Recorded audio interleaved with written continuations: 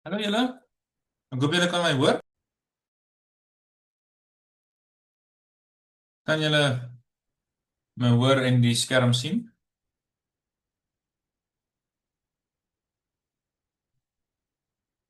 of nie? Net seker maak. OK, nee is reg. Sien nou is daar 'n Michelle, so julle kan daarom hoor. OK, so kom ons gaan aan met die werk wat ons opgehou het. Julle skryf as ek julle wat se nou mooi verstaan, julle skedule dan skryf julle oor net 1 tot by 4.2, so nie eers en determines nie. En ons het in die vorige klas het ons al die pad tot by 1.3 gekom. Die vektorvergelykings. So ons gaan net nou dan aan en ons gaan kyk nou want ons het albei vektorvergelykings het ons 'n paar somme gedoen. Ons het na die span gekyk. Onthou hoe belangrik die span is. Hulle vra omtrent altyd die span storie. So nou gaan ons kyk wat ons nou gaan doen is van 1.4 af. Ons gaan nou kyk na die matriksvergelykings, die matriksvergelykings. So kom ons begin en ek glo ons sal vinnig deur die werk gaan. En dan vir môre dalk as ons nou vandag redelik ver vorder, dan kan ons môre soos klomp vorige toetse of eksamens of opdragte of so iets dat hulle nog meer ander vrae kan vra, kan ons dan ook deurgaan. So kom ons kyk hierso by 1.4 weer eens net om te verduidelik wat ons gaan doen. Ons gaan vandag deur die werk gaan en wat jy die kernidees wat jy moet ken en dan daarna doen ons multiple choice tipe multiple choice vrae en dan ook 'n bietjie langer vrae met 'n goeie idee te kry van wat om te doen en wat waaroor die werk gaan wat jy skryf. So die kernidee van 1.4 is die matriksvergelyking wat sê AX is gelyk aan B. Dit is die groot ding. AX is gelyk aan B. Waar A klomp vektore is, so sê maar A1, A2, dit moet nou lank wees, A3 ensovoorts. Al die pad sê maar tot by 'n AN storie. En jou X is maar net ook 'n vektor, sê maar van X1, X2, al die pad tot by Xn. Jy moet dalk daar is wel. Nou ons weet ons nou hoe kan ons dit omskryf in 'n stelsel vergelykings of in 'n in 'n vektorvergelyking. So ons het 'n vektorvergelyking wat ons dan kan sê dit is wat daar staan is dieselfde as X1 maal A1 plus X2 maal A2 ensovoorts ensovoorts. Plus X en A en is gelyk aan B. Dit ken ons. En as 'n stelsel vergelykings, so daai is 'n vektorvergelyking, maar as 'n stelsel vergelykings is ons daai ding wat ons ook nou geskryf het. A11 van X1 plus A12 van X2 plus ensovoorts.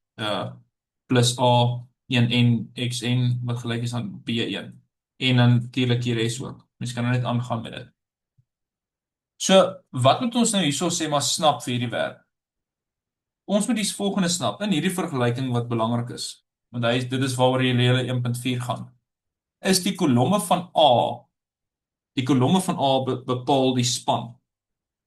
So uiteindelik gaan die kolomme van A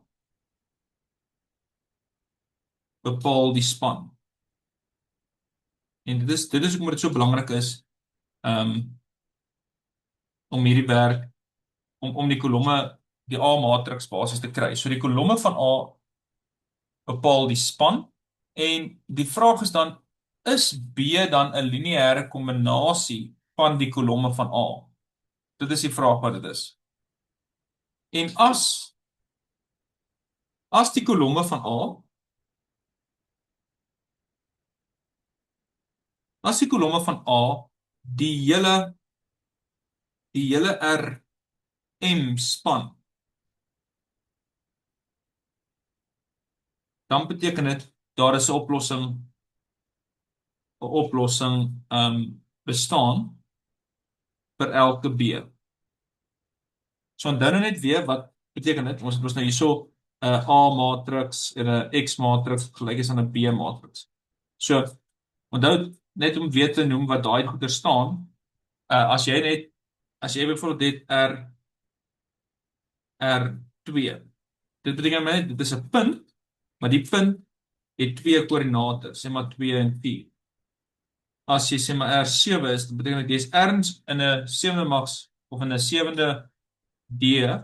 Dis nog steeds 'n punt, maar daai punt is 'n word beskryf as sê maar 3 8 min 1 0 4 7 min 7. Dis dit 1 2 3 4 5 6 7 ja. So dit gaan met oor die hoeveelheid reële getalle wat jy het. So ons weet 'n matriks is gewoonlik R m by n.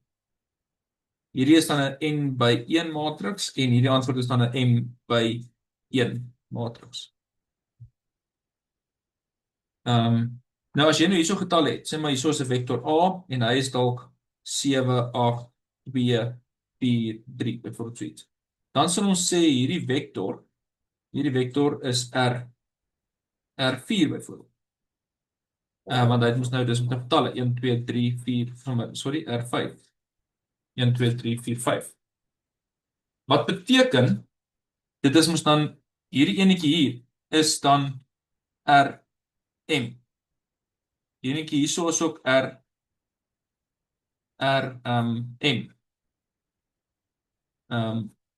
Ensovoorts. So en dan hierso gaan ons ook nou RM wees. Hierdie matriks hierso is ook 'n RM matriks. So dit is ook omdat hulle ons sê as hierdie kolomme wat RM is, oral span, dan moet hierdie enetjie mos nou hier binne in hierdie span wees. So ek weet dit lyk dalk te mekaar want mense dink altyd dat mense as mense nou kyk na die hoeveelheid kolomme, dan is dit n, maar onthou dit gaan oor hoeveel getalle in daai kolom is. So byvoorbeeld, maar ek vat net 'n ander kleur, blou. As hier so nou 'n getal gestaan het, hier 'n getal gestaan, hier 'n getal gestaan, hier 'n getal gestaan. Kom ons sê hier sou ook 'n getal staan. Dan is hierdie in die geval is nou 1 2 3 4 5 6. So dit sal 6 getalle wees soos R6 wat natuurlik jou Rn is. So hierdie sê maar vektore as jy dit 'n vektor wil vat, dit is in Rn, maar hierdie vektore wat so loop, dit is in Rm. So ek noem maar net daai dat mens nie te mekaar raak elke keer as hulle van iets praat nie. So as die kolomme van A die hele Rm span, hoeveel getalle ons ook al het, dan sal daar 'n oplossing wees vir B. Dan moet 'n oplossing wees. Ek moet gou hierdie net 'n bietjie duideliker maak. Ek sien hy is nou weer 'n bietjie onduidelik.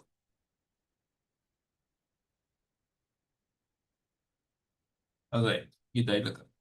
Nie so baie nie, maar so 'n bietjie. Okay, so dit is wat dit sê. Nou wat ons ook in die vorige klas gesien het is dan vir die homogene stelsel AX wat gelyk is aan 0 bestaan ten minste die triviale oplossing. Ten minste moet die triviale oplossing bestaan. En wat is die triviale oplossing? Die triviale oplossing is as jy alles net 0 maak. As jy alles net 0 maak. Okay. So dit is omtrent dit. Nou kom ons kyk nou hierso. Enige vrae voordat ons na 'n paar sommetjies kyk, net om die idee nog beter te verduidelik van 1.4 matriks vergelykings. Enige vrae van julle kant af? Okay. Julle sal sê as julle enige vrae het. So kom ons kyk weer na 'n paar multi-keuse vrae en dan doen ons 'n paar sommetjies dalk en dan gaan ons aan na die volgende. So hierdie vraag sê net die volgende. Dit sê as A wat 1 2 3 4 is, die matriks is, then the matrix equation AX equals B can be represented as. En dan die opsies wat ons het is die volgende. Kan dit is dit 'n matrix addition of a system of linear equations, a determinant, a scalar equation of none of the above. En dit is redelik voorhand liggend. Dit is dan net 'n system of linear equations. Wat dit beteken is mos net 'n system of linear equations. Dus kyk na die volgende vraag. Van hierdie vrae soos ek sê, is eintlik redelik eenvoudig. Volgende vraag.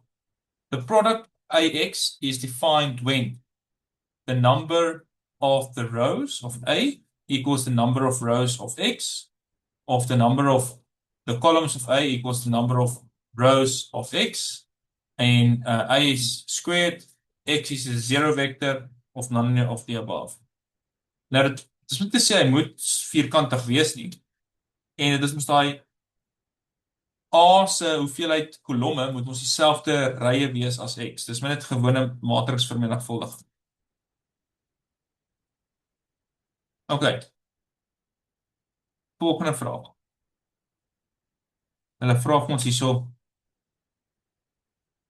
met al die vrae opsit, al die opsies.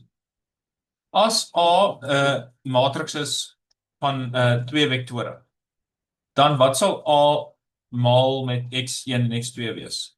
Is dit net x1 plus x2 of weer enetjie of A1 maal A2 of A1 plus A2? En hy's ook eenvoudig, dit moet ons B wees. Dit moet ons B wees. OK. Kom ons kyk na die volgende netjie. Hier is eintlik maar net ons om aan die gang te kry. Dit is nog nie so eintlik vreeslike moeilike somme nie. As die kolomme van A Rm span, dan wat? Het hierdie vergelyking, het hy geen oplossing? Het at least one solution for every B?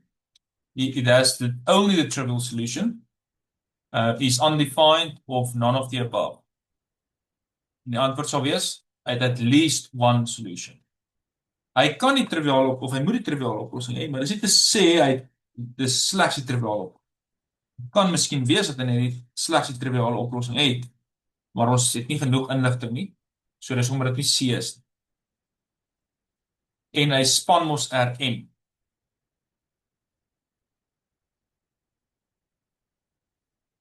OK, dan kyk of van nog ietsie is wat dalk.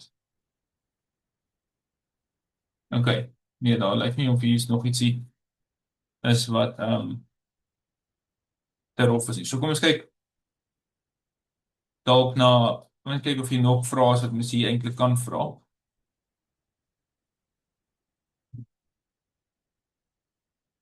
Kom ons kyk dalk kom net na hierdie hierso vir net om 'n sommetjie te doen. Maar hier by 1.4 dink ek was maar net om julle te laat herinner hoe mense nou weer matrikse maal en goeders. Kan nou nog anders somme kyk. Maar kom ons net eers na hierdie netjie. So dit sê maar net hierso bepaal of hy 'n vergelyk of hy 'n oplossing het of nie. So ons gaan kyk 1 2 2 4 maal met x wat sê maar x1 of x2 kan of ja x1 en x2 kan wees wat gelyk is aan 3 6. Al wat ons moet net doen is 1 2 2 4 kan ons aanvul met 3 6 en dan moet ons reducering doen. 1 2 3. Hierdie kan ons net sê ry 2 minus 2 keer ry 1 dan kry ek 0 0 0. So hy het definitief 'n oplossing. Maar hy het oneindig baie oplossings. So dit beteken maar net dat 3 6 is wel in die span van die twee. Wat eintlik heeltemal sin maak. Hierdie twee, die kolomme van A span tog mos maar net die hele of in die geval net 'n lyn. As ons nou hierso kyk. Ek wys dit. Die enetjie is 1 2. So 1 2. Daar. Die enetjie hierso is 2 4. 2 4. Wat ook presies so sal wees. 2 4. En die enetjie hierso is 3 6. 3 en dan sal 6 mos nou hierso so ergens wees. 3 6. So die span van hierdie hele ding en ons gaan nou mooi uitkom by die solution set en so, maar die span van daai rooi en blou vektor het ons gesien, as ons kyk net na die pivots, dis net daai enetjie wat 'n pivot is. So dis eintlik maar net nodig vir daai enetjie. Dit was eintlik maar net nodig vir daai rooi om die span te vas te gestel het. En die bloue is in daai span. En ons sien dat die groene ook in die span is. So dit beteken al drie is natuurlik net op daai een lyn en omdat dit 'n 2 by 2 is, maar net een pivot, moet dit 'n lyn wees wat hy span. So daar is 'n waarde, daar is 'n oplossing vir hierdie storie hierso. OK, kom ons kyk dalk nou nog 'n vraag. Ek dink of ek nog iets hierso het. Hierso by onder hierdie gedeelte is daar nie eintlik veel goeters wat hulle in detail kan vra nie. Ons kan net hierdie is ook belangrik net om te onthou dat as jy nou A het wat 'n M by N matriks is, dan is die volgende net ekwivalent. Hy het 'n oplossing vir alle B wat in Rm is. Hy het die span van die kolomme van A is alles van Rm wat ek nou nog gewys het en A het 'n pivot posisie in elke ry. Belangrik, in elke ry. So al drie hierdie goeters moet dan waar wees. So as een ding waar is, dan is die ander ding ook waar.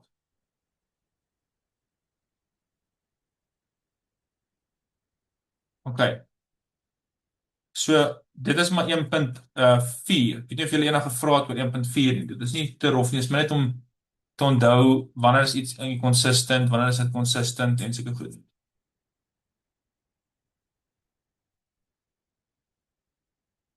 Enige vrae van julle kant af? OK. Kom ons gaan na die volgende eentjie toe. 1.5. So 1.5 kyk ons nou na die solution set van 'n lineêre stelsel.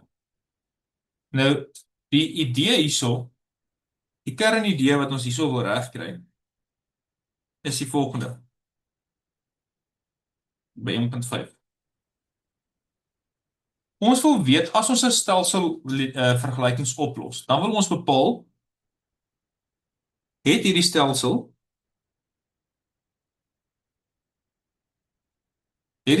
geen oplossing dalk? Het hy dalk geen oplossing? Of het hy dalk 'n unieke oplossing? 'n unieke oplossing? Of het hy dalk oneindig baie oplossings?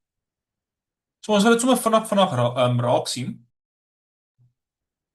En ons wil ook al sy antwoorde skryf. So byvoorbeeld sê net maar een antwoord tot 'n stelsel lineêre vergelyking. So sê net maar jy het hierso 'n lineêre vergelyking en hierso het jy 'n vergelyking. En jy wil graag die antwoord kry. En jy sien 1 3 werk. Maar jy sien 3 9 werk ook. En jy sien -2 -6 werk ook of -2 ja, -6 werk ook. En jy gaan so aan, dan kan jy maar net so daar gesê, weet, wag 'n bietjie. Al hierdie antwoorde wat werk is maar net so goed asof dit als op 'n reguit lyn was. Dis maar net so goed, dit is al hierdie punte hier. Want hierdie punt, dis sê net maar hierso so. Hierdie punt is sê net maar hierso so. Hierdie punt is hierso so. So al die antwoorde tot hierdie stelsel lê eintlik maar net op hierdie lyn. So ons kan eintlik maar net hierdie lyn voorgestel het as die oplossing. So dit is wat 'n solution set eintlik beteken. So belangrike goeders is daai A waarde wat ons mos nou het, hierdie A. Want as daar 'n as jy nou A kry en jy het uiteindelik ietsie en jy het hierso 'n pivot kolomme. Gestel hierdie is 'n pivot kolom, hierdie is 'n pivot kolom en hierdie is 'n pivot kolom. Maar hierdie is 'n vrye veranderlik. Dan weet jy mos nou hoe weet ons dit is 'n pivot kolom? Ergens het hy 'n pivot. Ergens het hy 'n pivot, ergens het hy 'n pivot, ergens het hy 'n pivot. Hierdie het nie 'n pivot nie. En dan gaan ons nou oneindig baie oplossings wees want hierdie ouetjie daarso is vry. Nou kom ons kyk na tipiese vrae wat hulle hier kan vra met solution set. So 'n solution set, jy gee net eintlik die antwoord tot die vergelykings. So, en ons gaan nou kyk na, ons het eers homogeneous, ons gaan eers na 'n homogene stelsel kyk, en hierdie is natuurlik homogeen, as dit iets soos dit is. Nou die solution set van 'n homogene stelsel, kan dalk iets soos dit wees. Soos dit, daai lyn daar. Soos wat ek hierbo verduidelik het. Al die punte op daai lyn bestaan. Nou sê maar ek vat presies dieselfde storie, maar ek sê hy moet gelyk wees aan B, en hy het ook 'n antwoord. Dan sal dit dieselfde antwoord wees as die homogene ene. Die lyn gaan net 'n bietjie skuif. Waar ook al. Sê maar so, dan beteken dit ek het 'n sekere P geskuif. Sekere vektor weggeskuif. En dit is dan wat veroorsaak daai ekstra plus P storie. Ons gaan nou kyk na somme. Dan sal julle presies sien wat ek bedoel. So kom ons kyk gou eers na 'n homogene stelsel. Sê nou maar hulle sê vir jou 1 2 min 1 2 1. Kom ons sê hulle gee vir ons 'n vergelyking. X plus 3y plus 4 is gelyk aan 0. En 2 minus 2x minus y plus 2z. Sorry, hier moes gestaan met z. Z is gelyk aan 0. En x plus z is gelyk aan 0. En hulle sê los hierdie op en gee die solution set. So los hierdie vergelyking op, maar gee die solution set. Dan kan ons mos nou dit gaan oorskryf het in matriksvorm. 1 3 4 2 min 1 2 1 0 1. En ons doen die hele ding van 1 3 4 0 ry 2 minus 2 keer ry 1. Soos 0 wat is daai min 7. En dan moet net check of ek reg is. En dan 2 minus 8 soos min 6 0. En dan ry 3 minus ry 1 0 min 3 0.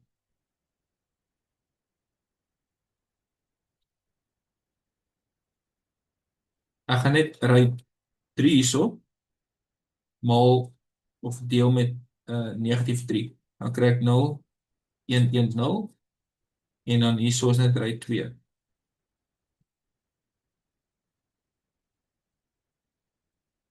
So 1 3 4 en dan 0 1 1 wat is daai min 6 0. En dan ry 3 plus 7 keer ry 2 0 0 1 0.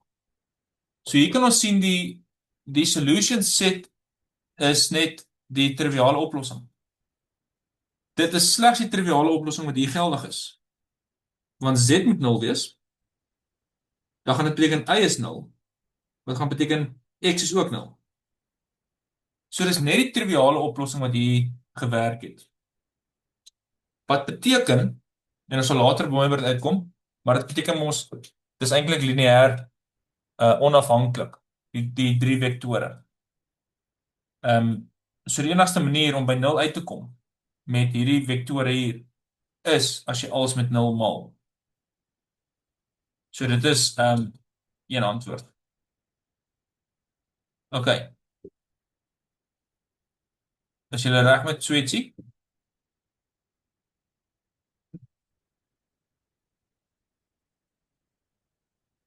Kom ons kyk nou nog eenetjie. Ek wil dit graag net hierso wys. Sê maar ons het die volgende. X minus y is gelyk aan 2 en negatief 2x plus 2y is gelyk aan min 4. So nou is dit die non-homogeneous solution, hè? So ons gaan kyk of ons wat se antwoord ons gaan kry. En dan sal ons enetjie doen wat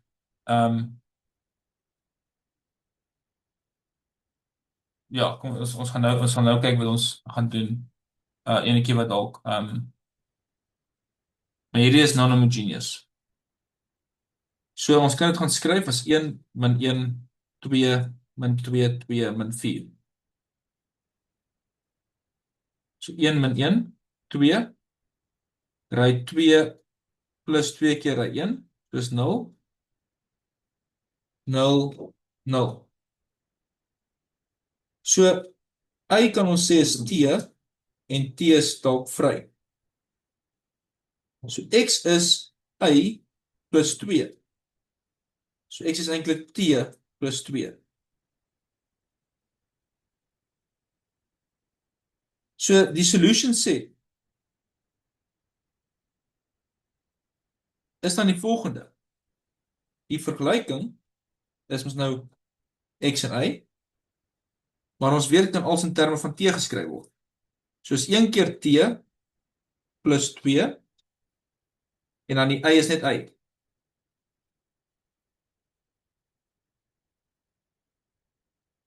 So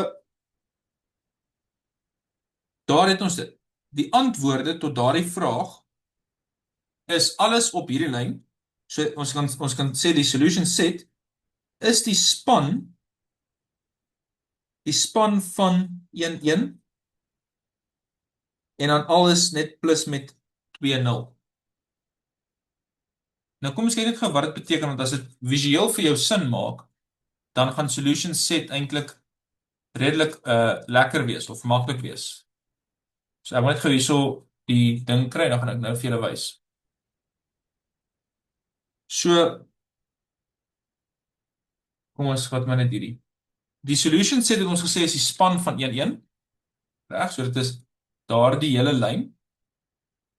Alles wat van daar tot daar is, alles op daai lyn. Maar hy moet geplus word met 1 2. So as ek nou geplus word met 2 0. So ek 2 0 hierso so sit en ek sê ek soek 'n lyn wat parallel is. Maar kan jy so 'n lyn parallel. Ek soek 'n lyn wat parallel is aan daai ding. Dan beteken dit al die antwoorde gaan op daai lyn lê. Dit is die solution set. Nou kom ons kyk gou of dit so is. So as ek nou 'n random punt kies, 'n random punt D, dan kom ons maak die D 'n mooi getal. 5 3. En ons gaan kyk, werk 5 3. Oeps. Sal 5 3 werk?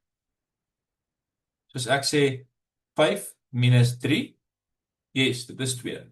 As ek sê negatief 5 maal 2, wat negatief 10 is, plus 2 maal 3, yes, dis min 4.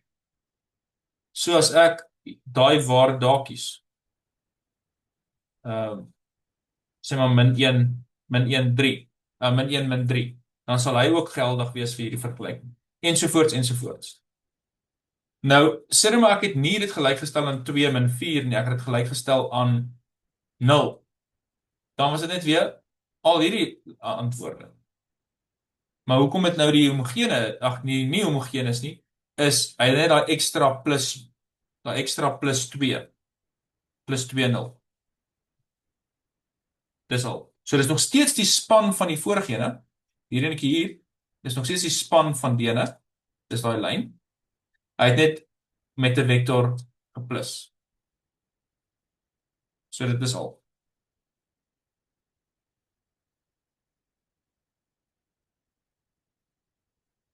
Maak dit sin? Nou, die dimensie van die solution set sê vir ons iets.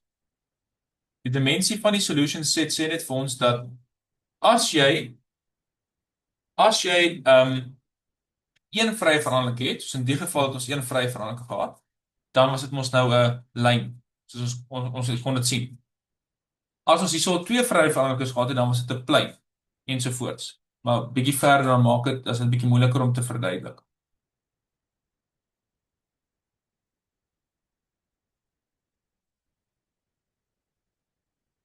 Julle reg? Enige vrae dalk?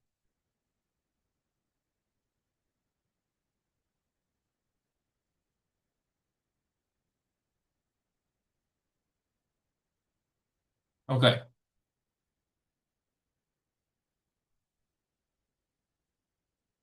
reg. So kom ons kyk of daar dalk nog vragies is wat ek nou so vinnig aan kan dink wat hierso dalk kan oppop. Iets wat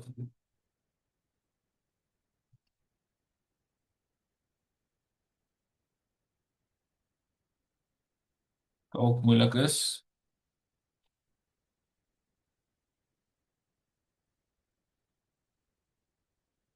Kom ons kyk dalk net na ietsie eenvoudigs soos die volgende enetjie.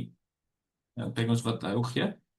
X plus y plus z is 2 en y plus z is 1.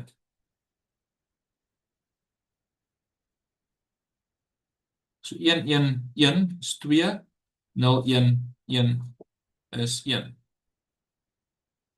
So ons kan dadelik sien, hy is sommer klaar mooi, hierdie is die vrye veranderlike. So ons gaan een vrye veranderlike hê, wat beteken dit gaan 'n lyn wees. So y is negatief z plus 1 en dan x plus y plus z, daai boonste netjie is 2. So x is negatief y min z plus 2 en dit is dan negatief z plus 1 min z plus 2. So dit gee vir ons z min 1 min z plus 2. So hierdie antwoord is maar net 1. So x is 1. So x, y en z kan geskryf word as iets in terme van die vrye veranderlike. En die vrye veranderlike, as ek hierdie twee goed vir mekaar afgetrek het, ja, ons los net so. Die vrye veranderlike was nou z. Ek kan 'n t ook maak. En dan x is net 1, soos 0, 1. Y was negatief z plus 1 en z was net z, soos 1 en 0. So die antwoord tot die solution set is maar net die span van 0 1 1 plus daardie 1 1 0. So dan kan jy sê die solution set is 'n lyn in R3 wat daardie vektor volg of daardie rigting het, soos dit julle in calculus ook geleer het, en wat deur daardie punt gaan. So enige punt op daardie lyn. Moet kyk of ek dit vinnig gaan teken. Enige punt op hierdie lyn wat die punt 0 min 1 1 is. So hy moet nou van daar tot daar gaan. Maar hy moet parallel wees. Hy moet eintlik deur die punt 1 1 0 gaan. Want daai tans wat ek nou geteken het, is net die homogene vergelyking. Vir daardie lyn daar. En jy kan maar gaan kyk. Enige punt op daardie lyn sal voldoende wees om hierdie vergelyking, hierdie stelselvergelyking waar te maak. Enige punt op daai punt daar, daai punt daar, daai punt daar, enige punt sal daai waar maak. En dit is wat solution set aanbetref.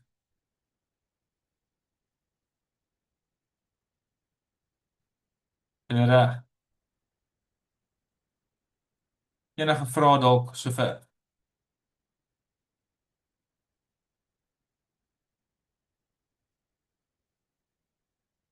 Okay. So kom ons kyk dalk na die volgende gedeelte dan. So vir die solution set moet jy actually net die som oplos. En dan moet jy net daai span storie skryf. Jy net sê as vir homogeen gaan hy mos net 'n span hê. Hy gaan nie plus iets hê nie want hy gaan in elk geval weer 0. Maar as dit presies dieselfde ding is, maar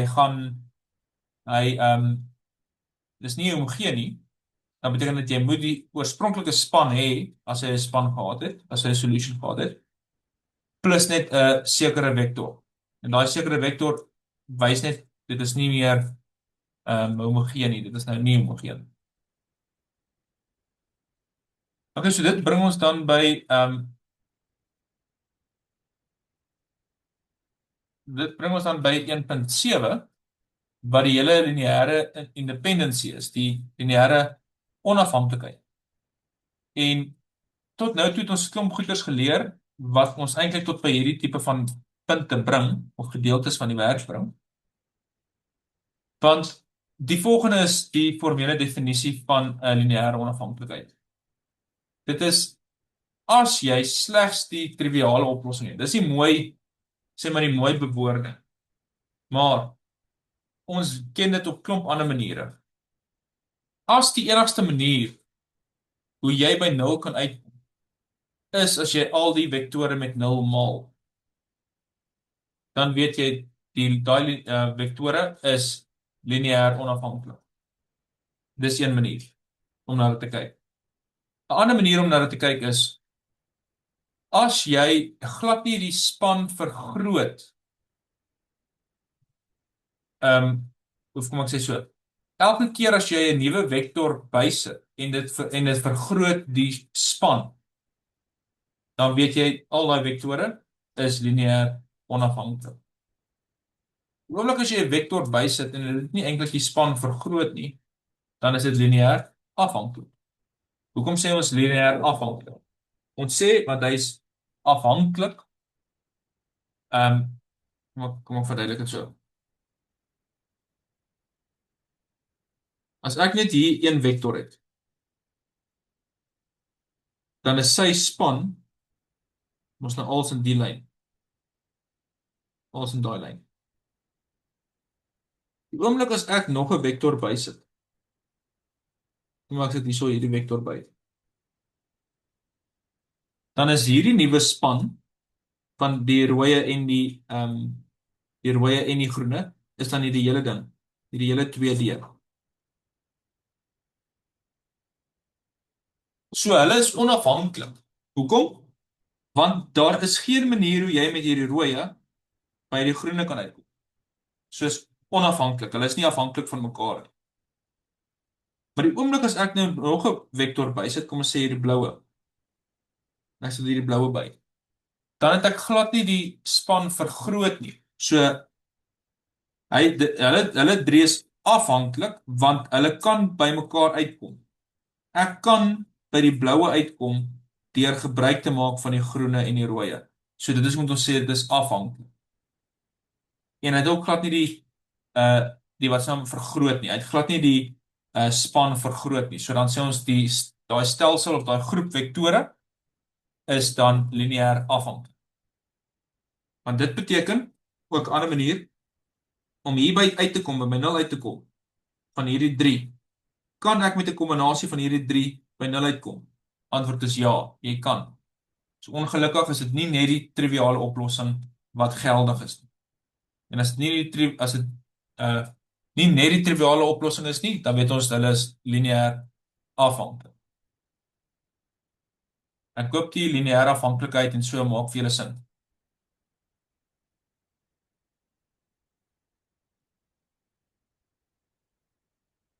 Okay. So kom ons kyk hierso na 'n paar vrae van lineêr afhanklikheid of onafhanklikheid of so. So hulle gee vir ons 'n paar vektore. Hulle sê vir ons hierso is A is 1 1 1. B is 1 min 1 2. En C is 3 1 4. En dan vra hulle, is hy lineêr onafhanklik of nie? So die maklikste manier is om te gaan kyk, het hy net die triviale oplossing?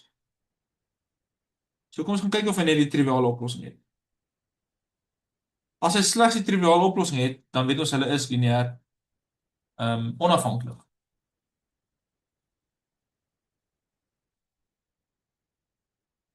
En ja, ek gaan nou vir julle wys wat julle ook kon gedoen het.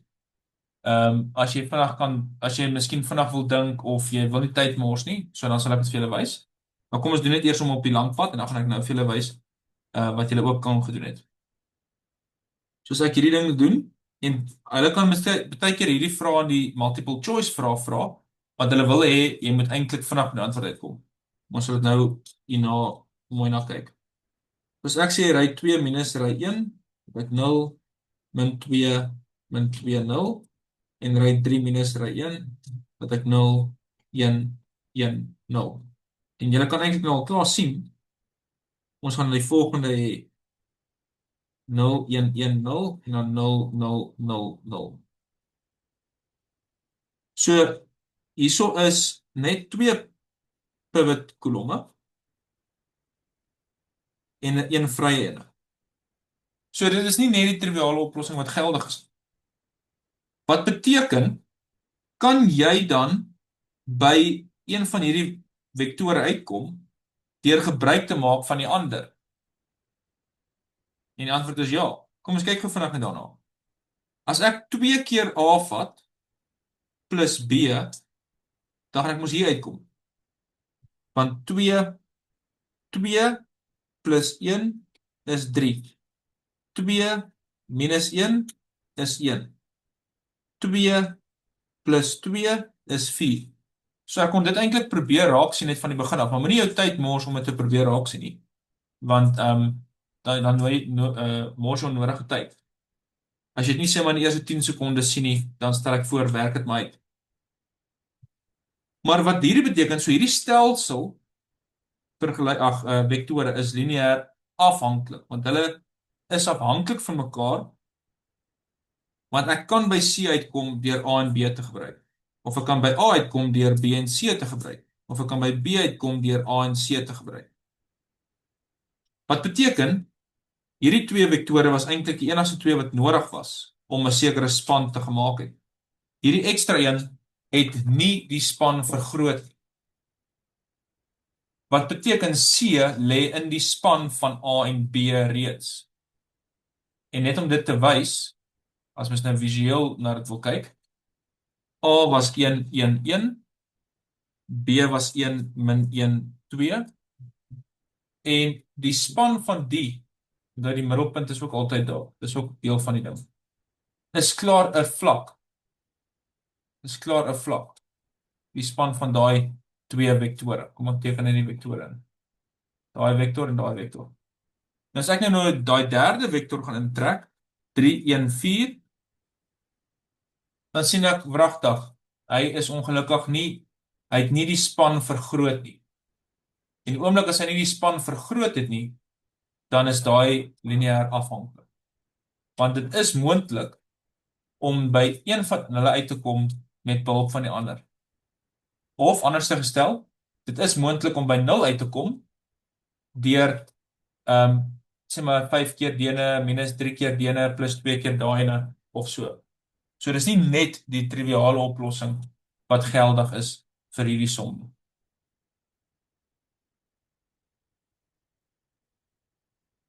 Maak dit vir julle sin?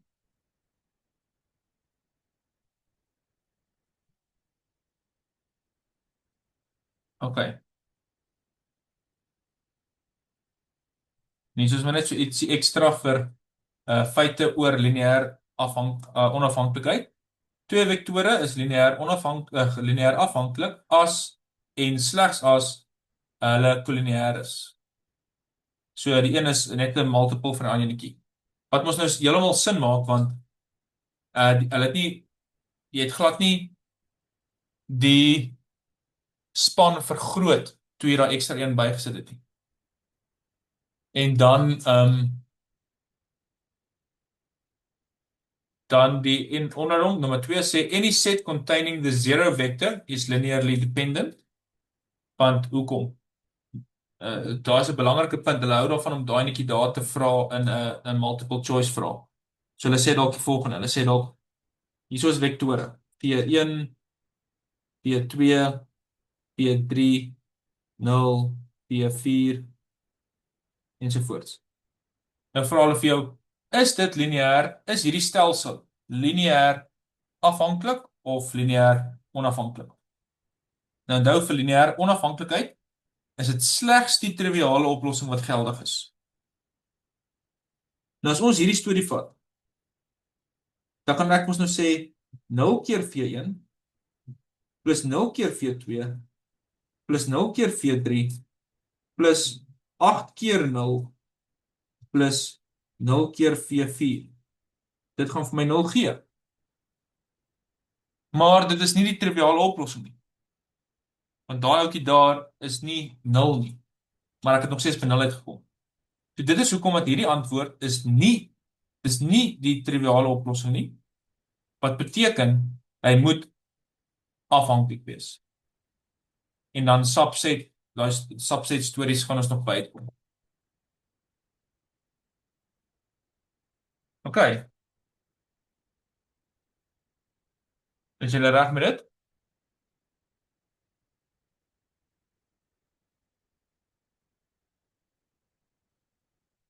So ek het hierso ietsie belangriks noem wat 'n mens miskien baie keer kan mis, veral met die multiple choice vrae. In 'n lineêre afhanklike set is dit nie altyd waar that any vector is in the span of the others. Only that at least one of them is. So een van hierdie vektore is in die span van die ander. Dit is nie te sê almal is in die span van mekaar nie. En ek het nou ook eintlik gewys. So pas op dit vir swetsie. OK.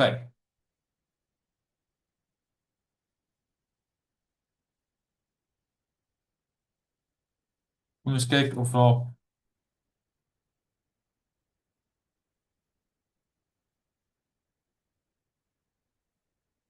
nou moet kyk of hy nog is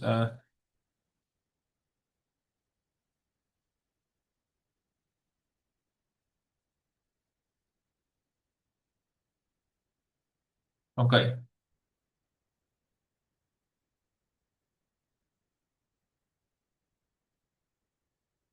So kom ons kyk gou dan net nog 'n sommetjie hierso, dan dink ek kan ons aanbeweeg. En ons vorder daar mooi. Jy moet asseblief sê as jy enige vrae het. So hierso is 'n A wat hulle vir ons gee. 1 min 2 2, 2 min 3 4, 0 4 0, min 1 5 min 2. En hulle vra, is hierdie vektore lineêr afhanklik of onafhanklik?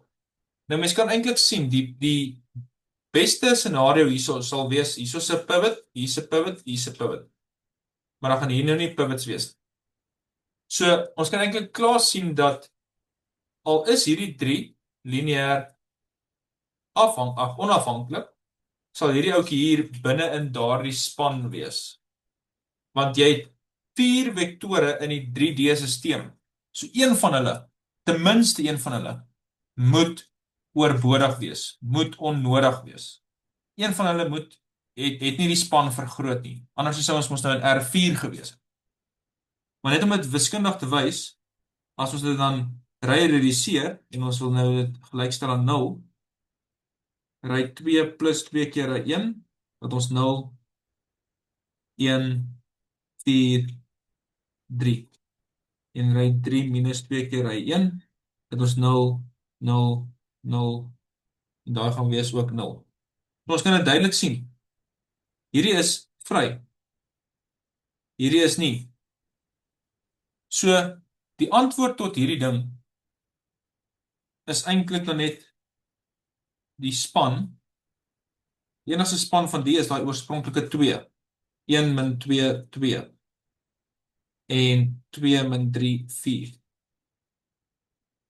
So daai ander 2 was eintlik onnodig.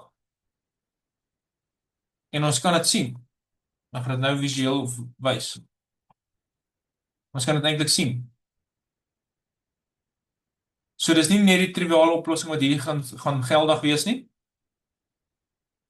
Dit is nie triviaal. Daar is 'n matriks. 2 min 3 4, daar is 'n matriks. 0 4 0, daar is 'n matriks. En min 1 5 min 2. Daar is 'n ek sê nou heeltyd matriks, ek bedoel vektor. So die eerste enetjie is A, daai enetjie, dan B, dan C, dan D. So het een van hulle die vektor vergroot.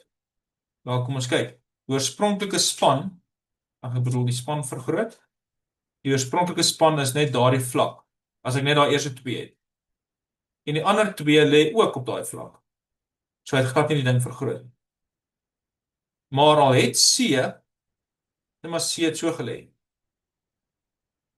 Dan het C wel die span vergroot, dan sou die span R3 gewees het. Dis dan die hele ruimte in R3, die hele spasie in R3. Maar dan sou D nog steeds, maak nie saak waar D is.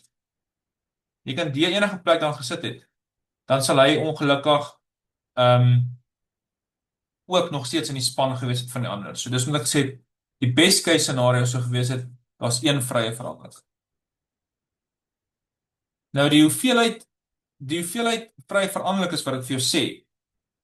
Kom ons sê D is die vrye veranderlik is in die kolom. As jy een vrye veranderlik het, dan is dit 'n lyn. As jy twee vrye veranderlikes het, dan sal dit 'n plein wees. En 3 sal dit in die 3D space wees ensovoorts ensovoorts.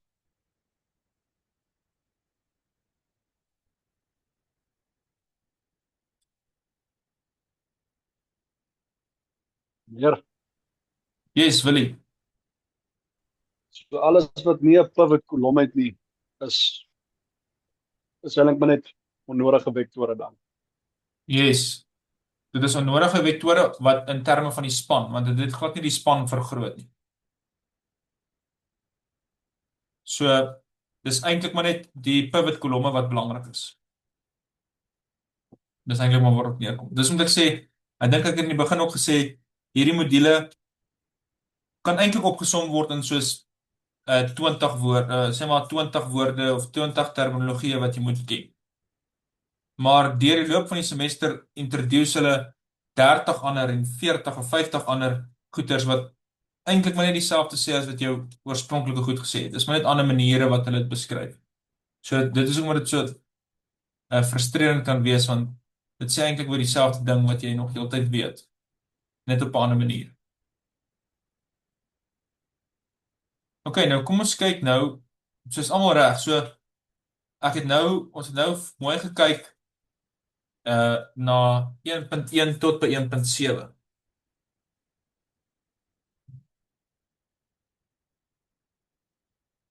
Dis wel enige vrae van julle kant af wat dit aanbetref.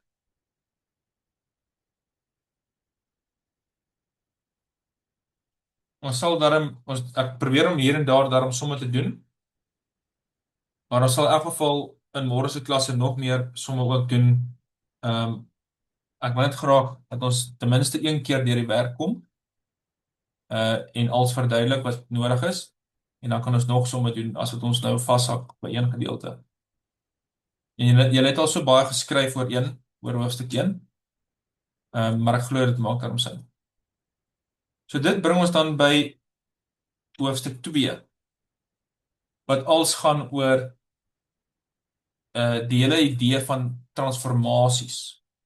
Nou, ek weet nie hoekom het hulle die transformasies na hierheen gebring nie. Partykeer bring mense dit 'n bietjie later in of bietjie vroeër of so.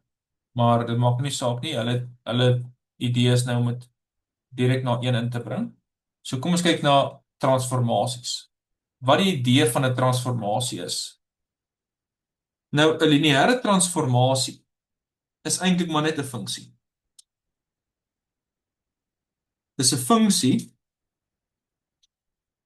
Kom ek sê so in eenvoudige taal, dis 'n funksie vir matrikse.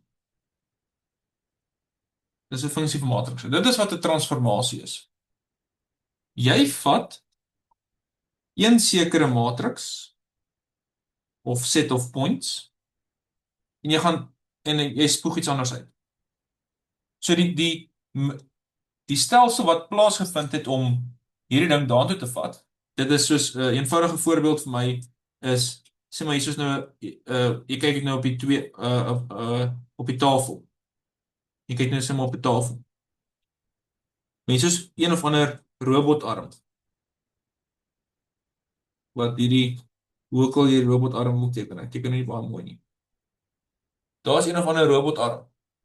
En hierdie robotarm uh kan net op die oppervlakte van die tafel beweeg. So hy kan hierso wees of hy kan daar wees of hy kan daar wees of hy kan daar wees of daar wees of waar ook al. Maar die coding agter hierdie arm het 'n mens dalk 3 punte nodig. Jy moet dalk vir hom 'n X gee en 'n Y gee en 'n Z gee.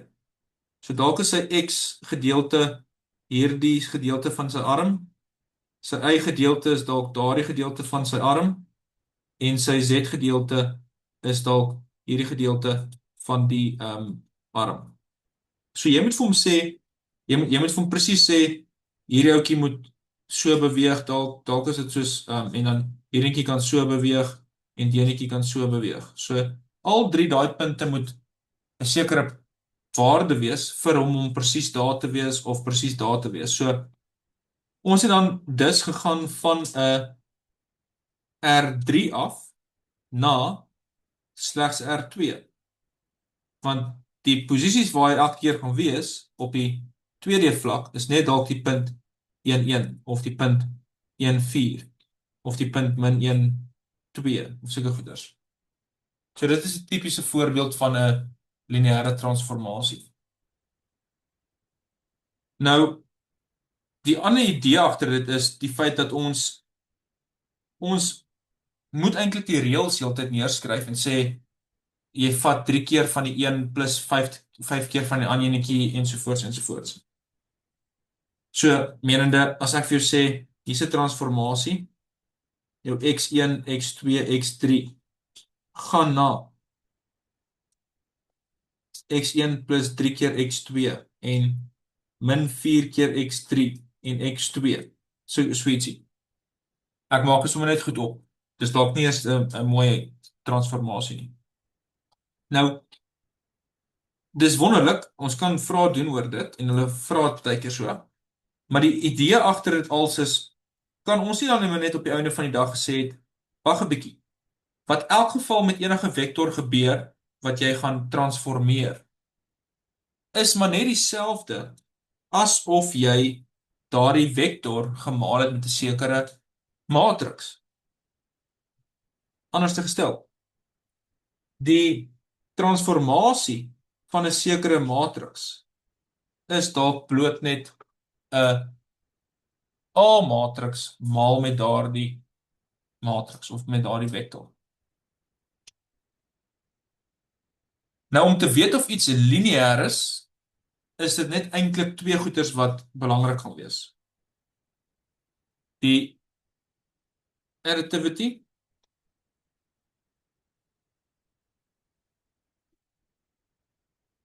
nee, reg spel. Additivity en die homogeneity.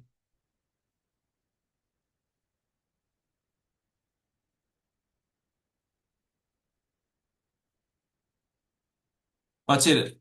Dit sê maar net as jy 'n matriks het, 'n vektor en jy doen die transformasie van jy plus eers die vektore bymekaar en doen dan die transformasie. En dit is dieselfde asof jy die transformasie sou gedoen het van elkeen afsonderlik en dit dan bymekaar geplus het. En as jy die transformasie vat van eers die skalaar vermenigvuldiging met die vektor en dit gee vir dieselfde asof jy maar eintlik maar net eers die transformasie kon toegepas het en dan gemaal het met die C. So jy moet aan albei voldoen, dan weet jy dit is definitief 'n lineêre transformasie. Anders is dit nie 'n lineêre transformasie nie. Nou, die beste manier om die goed eintlik voor te stel is die volgende. Maar kyk of ek vanaf julle 'n mooi prentjie kan kry.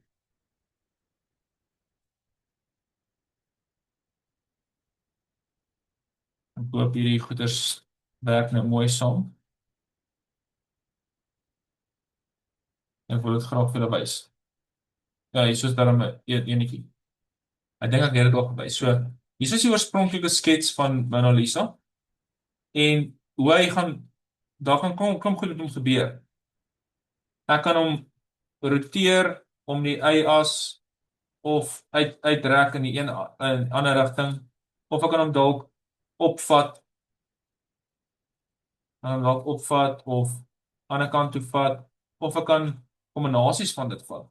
Ek kan hom soveel groter maak of ek kan dalk hom skuins maak of daai kant toe skuins maak ensovoorts. Nou al daai lyne hoe hy getransformeer was lineêr. En om dit te verduidelik hoekom dit lineêr is, dan gaan kyk of ek hierso ietsie kan kry. Ehm hier is ook 'n tipiese prentjie. So hierso is van daar's 'n oorspronklike prentjie. Maar ek kan hom nou enige plek vat. En al hierdie goeders is lineêr, want al die vektore sal reguit lyne wees. So daar's die standaard matriks. Maar ek wil hierso kyk, ek wil spesifiek eintlik enetjie vir julle wys. Dan net so kyk of ek 'n ander enetjie het, want eintlik 'n ander tool ene wat ek wil wys. As ek dit nie nou kan doen nie, dan is dit ook nog kwyt. Ek moet net dit visualiseer. Ek weet nie, ek kan dit nie nou dadelik nie. Maar wat ek nou hierso probeer verduidelik het is, as jy nou hierso 'n oorspronklike dingetjie het, moet maak die oorspronklike dingetjie groen. Hier is die oorspronklike een. En hy gaan nou uiteindelik sê maar na hierdie ding toe. Oeps. Hy gaan nou uiteindelik sê maar hiernatoe.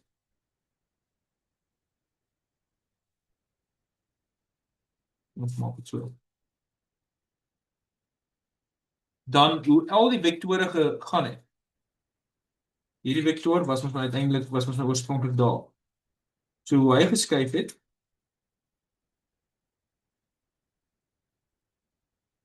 is sommer daai rigting daar, en die ander keer het geskuif in daai rigting daar, en die ander keer het geskuif in daai rigting daar, en nog een keer sal geskuif in daai rigting daar, ensovoorts. So al hierdie goeders is reguit lyne, soos julle kan sien. Dis dit eintlik maar net so, het dit nie weird gegaan in so dis daai mesh storie. As jy hierdie oorspronklike lyne vat, wat dalk lyk hier rooi is so,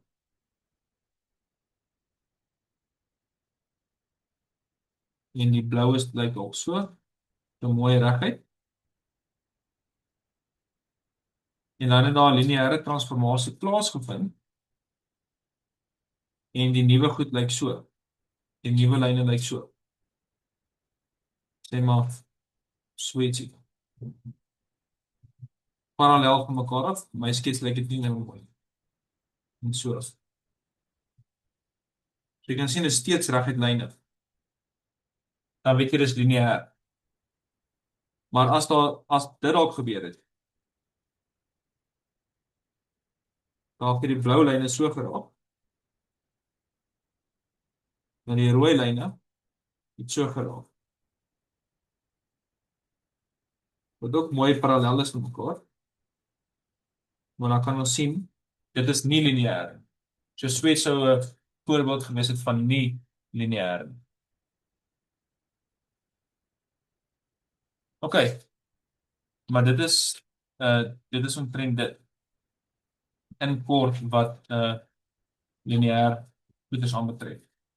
So 'n belangrike ding wat ons weet van lineariteit en of transformasie lineêr is of so, dit moet ook waar wees dat as jy die nul vektor transformeer, dan moet jy nul kry. Anders is dit nie lineêr nie.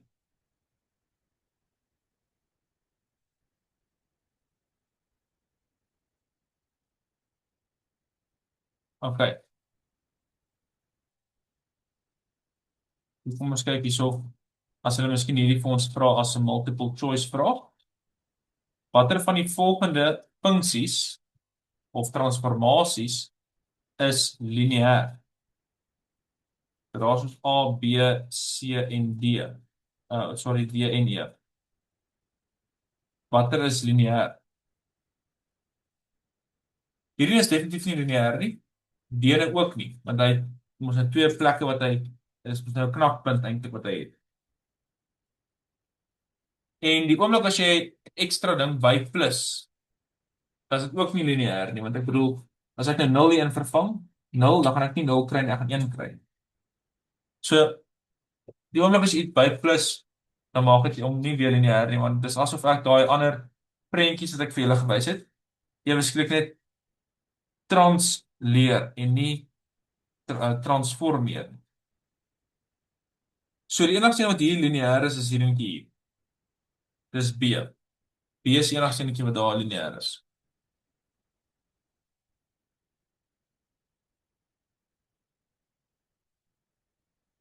Meneer sê ons nommer A is nie lineêr nie want dit is want dit is 'n parabool. So Dis 'n lyne gaan parabool 'n kurwe en maak. die lyne gaan 'n kurwe maak en ons kan daaraan dink. Kom ons kyk of ons A kan bewys. Dalk sê hulle vir jou bewys dat A nie 1 is nie. As ek nou hierso, kom ons maak dit eers I. I sê ons sommer net is I1. Hulle het nou nie gesê van waar tot waar ons gaan nie. Maar kom ons sê hulle het gesê dit was R2 tot 'n R2. Die transformasie was R2 tot 'n R2. Net om dit eenvoudig te hou. Dan kan ons sê I is I1 en I2. En kom ons sê sommer V is V1 tot en V2. Dan gaan kyk ons. Wat is die transformasie van I plus V? Dit sal die transformasie wees van I1 plus V1 en I2 plus V2. So die word ons nou gesien as my, sê maar my X1 en die word gesien as my X2. Maar hulle het nou gesê elkeen is X kwadraat. Kom ons sê die ding hierso was P van X1, X2 is net X kwadraat, X kwadraat. Net om 2 tot by 2 te hê. Dan is hierdie antwoord I1 plus V1 kwadraat en I2 plus V2 kwadraat. Wat as jy dit wil uitmaal, kry jy I1 kwadraat plus 2 keer I1 V1 plus V1 kwadraat en dieselfde hieronder net die ander waardes.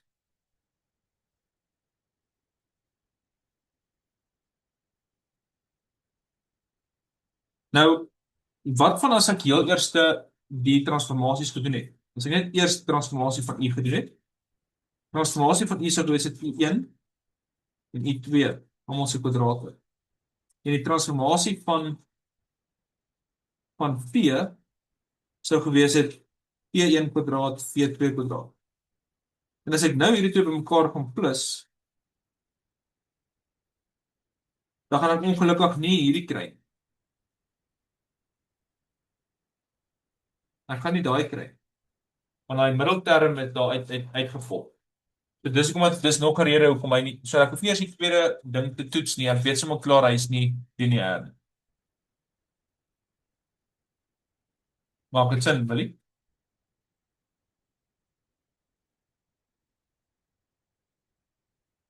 OK. Nou, in terme van om te weet of iets omroteer of 'n refleksie hier is of 'n refleksie daar of so iets, dat jy moet dan net vir jouself, jy kan altyd net teruggaan na die oorspronklike dingetjie toe. Wat bedoel ek met dit? As jy nou hierso so iets het, jou oorspronklike en jou algemene ene, ons maak hom groen, blou. Dis een wat hierso is. Hierso is jou een vektor, jou standaard vektor. En hy sê maar 1 0. En hierso is jou ander standaard vektor. Hy is 0 1. So as iets wat moet reflekteer om die y-as byvoorbeeld. Kom ons sê 180 grade. Ek wil graag hê hy moet 180 grade roteer. Dan gaan hierdie enetjie daartoe gaan en dan daartoe gaan. So daai rooi enetjie gaan uiteindelik hierso sit by -1 0 en die groen enetjie kom ons nou so as hy 90 grade As hy 90 grade roteer, is hy daar en dan daar. Gaan uiteindelik hier so sit. En dan gaan daai blou ding nog nou net daar so sit. Hy gaan eintlik so roteer het. Met dit. En dan weer roteer het. Dis dit. Dis eintlik wat sou gebeur het.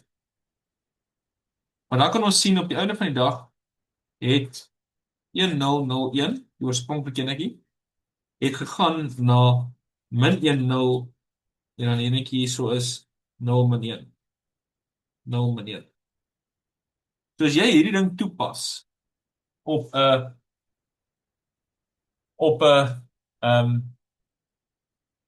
matrix, dan sal hy net bloot 'n 180 grade draai wees. En so op dieselfde manier kan jy al die ander uitfigure.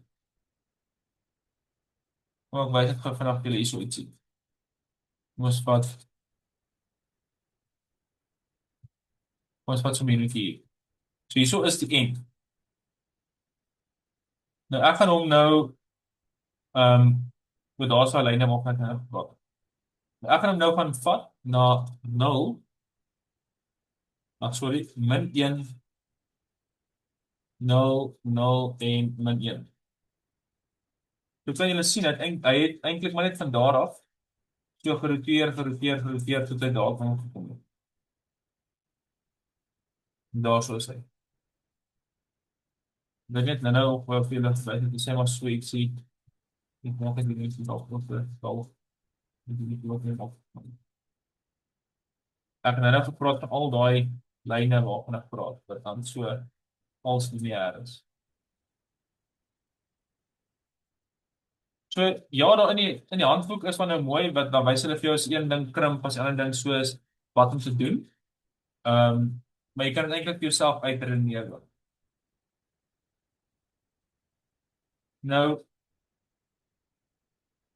hoe om dan die vergelyking te kry? Net kyk of dit by die volgende gedeelte is. Die matrix, ja. Hierdie was net eintlik die lineêre transformasie, net die introduction. Kom ons kyk nou na hoe mense aan daai matrix skryf, want ons soek nou daai matrix A, waarvan ek nou gepraat het. Dit is eintlik maar die belangrikste gedeelte van hierdie werk, is om daai A te kry. Nou ons kan daai A gaan kry deur, en ek het laas ook mooi vir julle gewys, net so vinnig kyk of dit daar wat kan uitkom. Tydens die klasse toe ons vir die werk gedoen het. Dit het hier opgesom. Om 'n matrix, om daai A te kry, een manier is, hulle gee letterlik net vir jou wat gebeur met soos die formule, wat met die funksie gebeur. Dan gaan kyk jy wat gebeur met al jou standaard matrixe, of jou standaard daai elementêre vektore. Wat gebeur met dit? Sit dit in, kyk wat gebeur, kyk wat dit uitspoek. En dan daai wat dit uitspoek, dit sit jy saam en dit word jou matrix A, jou standaard matrix. Dis een manier. Die ander manier is, hulle beskryf vir jou. Hulle sê vir jou, hierdie matrix ondergaan eers 'n rotasie, 'n refleksie om die x-as, dan 'n refleksie om die y-as, dan 180 grade ensovoorts. Dan gaan skryf jy net heeltyd neer, wat is jou standaard rotasie vergelyking, of jou standaard refleksie vergelyking, klein matrix. Dan werk jy altyd van agteraf vorentoe. Dan maal jy al daai met mekaar, daai vektortjies, of daai matrixe, en dan kry jy jou A. En dan die moeilike enetjie is, as hulle vir jou sê, hoor hierso, daar's een of ander matrix, daar's een of ander transformasie, wat ons nie weet nie, maar as ek die punt 1, 2 insit, dan kry ek 3, 1 uit. As ek die punt 2, 1 insit, kry ek 4, 2 uit. Dan soek dan daai A. Dan wat jy doen, ek weet of ek dit nie gedoen het. Wat het ek gedoen? En wat soos hierso. Dan wat jy doen is, jy sê, okay, as ek dan daai eerste, ek weet nie wat is die A en die B nie. Ek wil dit oplos. Maar ek weet, wat ook al ek met 2-1 doen, plus wat ook al ek met 1-1 doen, moet vir my by my eerste E uitskop. Hy moet daai standaard matriks uitskop. Van los dan vir A en vir B op. As jy vir A en vir B opgelos het, dan gaan jy uiteindelik 'n waarde kry. Jy los A en B op, dan gaan stel dit mos net weer hier in. Jammer, hier in met hierdie. Want is dan A keer hierdie plus B keer hierdie van vir jou getal gee. Jy doen presies dieselfde met die ander een. En dan gaan jy ook 'n getal kry.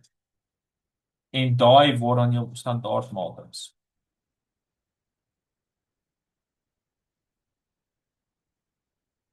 So dit is hoe hulle dit ook kan vra. So hulle kan omtrent net in daai 3 opsies vra.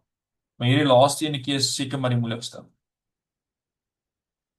Ons gaan nou dalk na somme kyk van elkeen. Ek wil net hierso dit vinnig 'n voorbeeld kry dalk van elkeen. Die eerste opsie is eintlik die maklikste, daai ding wat ek gesê het in die begin. As hulle switch vir jou gee, nommer 1, hy is die maklikste. Nommer 2 is 'n bietjie moeiliker. Ons kan na switch hier kyk en dan nommer 3 is seker maar die moeilikste. As jy volg in die handboek, dan sal dit by 1.9 wees. As jy miskien in die handboek na kyk.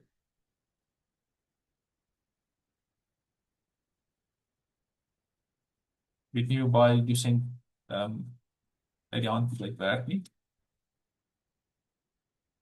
En as ons nou gesels oor die on-to en one-to-one en al daai tipe.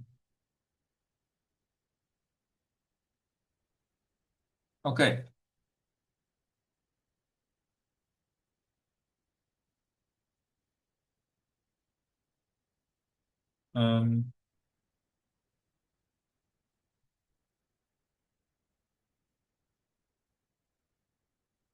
Nou gaan hy so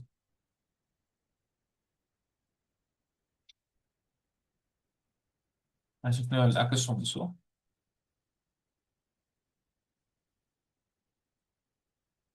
Kan ek nou, okay.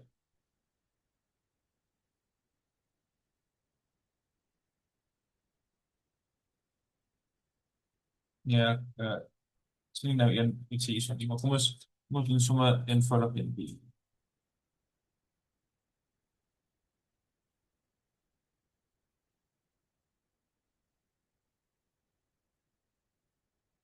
Okay, kom ons sê hier's 'n transformasie van x1, x2, x3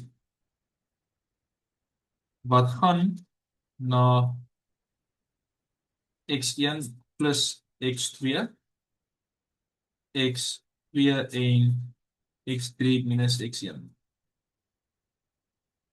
Dit is wat gebeur. Nou, hulle kan miskien die eerste vraag vir jou vra, bewys net dat dit 'n lineêre transformasie is. Dit is nou 'n ding van R3 na R3. Dit bewys dat dit 'n lineêre transformasie is en dan doen jy dit normaalweg. Maar ek wil graag hierdie gaan herskryf asof dit 'n AX, so hierdie T van X is eintlik maar dit AX, wat dieselfde effek gaan hê. So wat ek gaan doen is ek gaan kyk wat gebeur met as ek 1 0 0 transformeer. Wat gebeur dan? Dan gaan ek hê 1 plus 0 wat 1 is, 0 en dan 0 minus 1 wat min 1 is. En as ek 1 0 jammer 0 1 0 gaan transformeer, wat kry ek dan? Dan kry ek 1 na bo, 1 hierso en 0 hierso.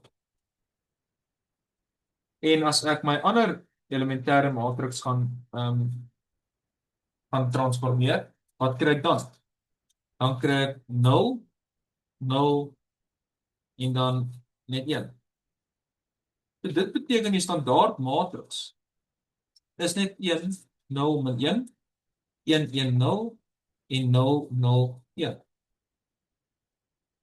So dit beteken jy kan nou enigiets gaan kyk. As jy nou miskien Net wou gekyk het, wat sou die transformasie gewees het van 7 min 3, 4, bijvoorbeeld. Dan sou het gewees het 7 min 3, so dis 4, min 3, en dan 4 minus 7 wat min 3 is. Maar, ons het mos nou A, die standaard A. So ek kon net so wat gesê het, wat is A maal met 7 min 3, 4? Dus if my gegee het 7 min 3 plus 0, 0 minus 3 plus 0, min 7 plus 0 plus 4. En dit geef my 4 min 3 min 3. Wat dieselfde is as daai. So dis een manier wat ons ongedoen het. Of dis een manier hoe dit gaan vra. 'n Ander manier wat hulle kan vra, is hulle sê vir jou, ek hoop baie maak sin wat ek gedoen het. Dit is eintlik sê maar die maklikste wat hulle kan vra. Is daai manier. Enige vrae van daai manier af.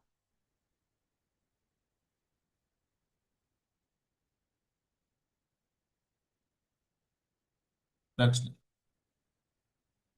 Okay.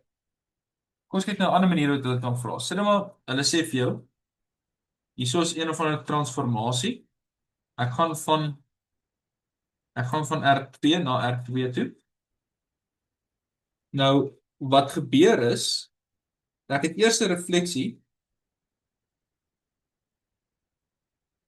om eias.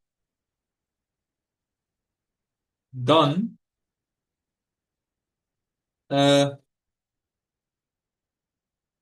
vertikaal, ja, kom ons sê, dan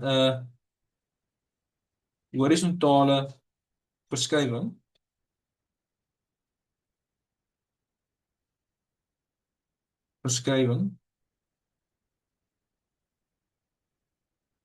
van 'n faktor 2. En dan, kom ons sê, dan soos 'n refleksie om die eias, dan 'n horisontale verskywing van faktor 2, en dan 'n refleksie om x-as. Sommer so ietsie. Nou wat gebeur? Nou kom ons gaan kyk. Heel eers hierdie ding. As jy oorspronklik hier was, en die was nou E1 en die was E2. 'n refleksie om die x-as, om die y-as, beteken jou nuwe E1 is nou daar. En jou E2 het gebly. So jou E1 het net geword, in plaas van 1-0, het net negatief 1-0 geword. Maar die E2 het gebly.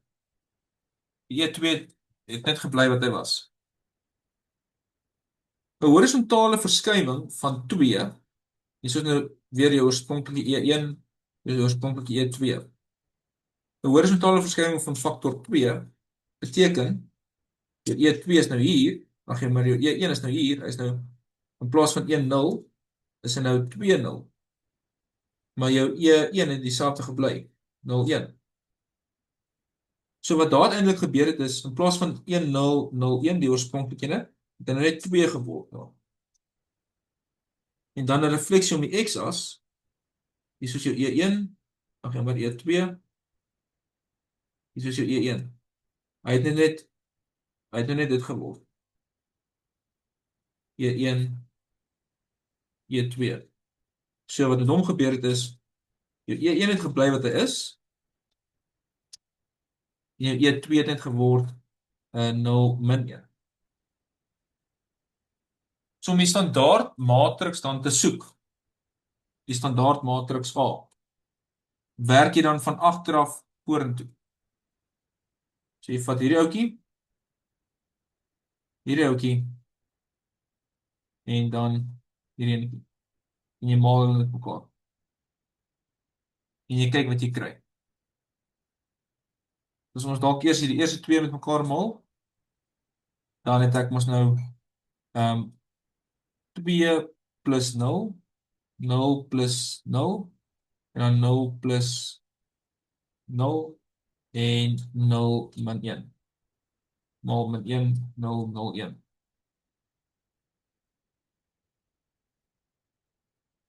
So ek kry 2, 0, 0, min 1, maal met min 1, 0, 0, 1. Dit beteken ek het 2, 0, ag jammer, kom ek maal nou. Dan kry ek min 2 plus 0, 0 plus 0, en dan daar gaan dit net wees 0 plus 0 en 0 minus 1. Eintlik was dit maar net 2, 0, 0, min 1. Dis eintlik wat gebeur het. Nou, wat beteken dit? Kom ons gaan kyk gou net wat beteken dit. Dit beteken die volgende. As jy nou een random vector het, jy maak dit 'n vector v. Kom ons maak hom sommer 5 min 1. En ek wil nou deur al daardie stories gaan van 5 en dan daai storie daar. So kom ek probeer om teken. Ek gaan hierdie so vat en dan net hierdie 5 min 1. Nou ek wil dit graag visueel op julle voorstel.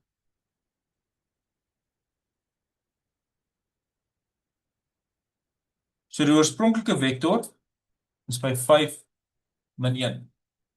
Daar is hy. Maar teken hom. Ons oorspronklik. Nou wat eers gebeur is hy reflekteer om die y-as. So as hy om die y-as reflekteer, dan word hy mos nou min 5 min 1. Dan gaan hy mos net daai netjie word.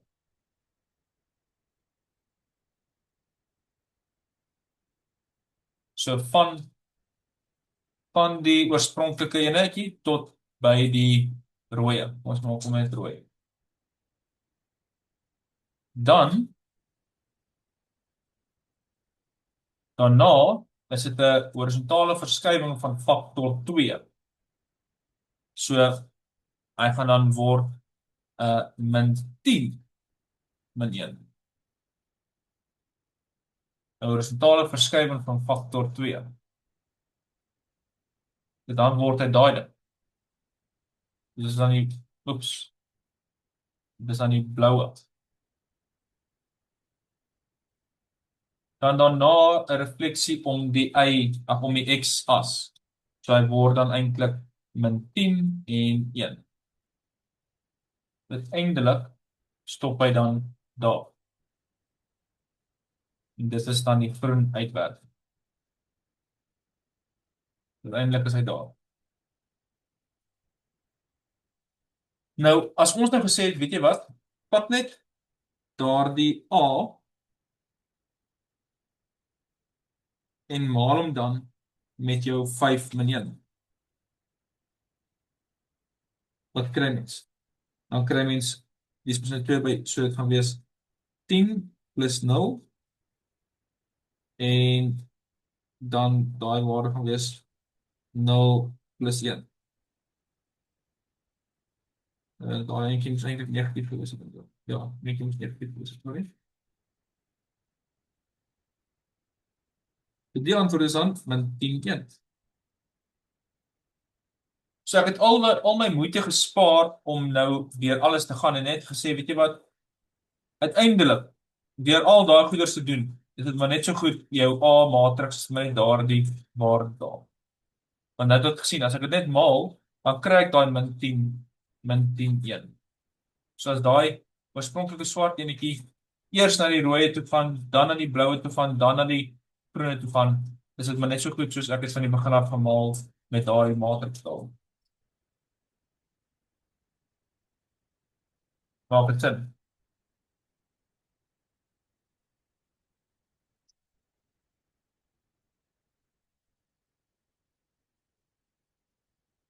OK.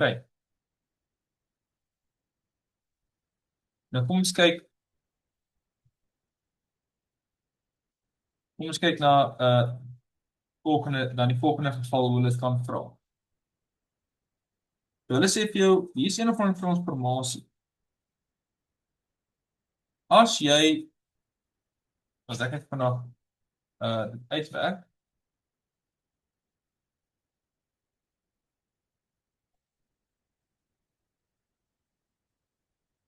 ek wil graag dat ons moet dit na switch kyk.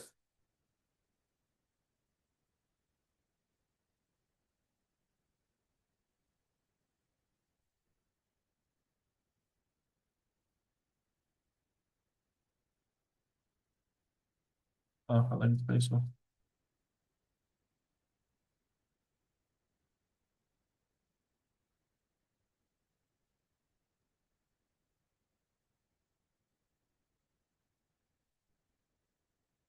Dis nou die moeilike enetjie wat ons nou gaan doen.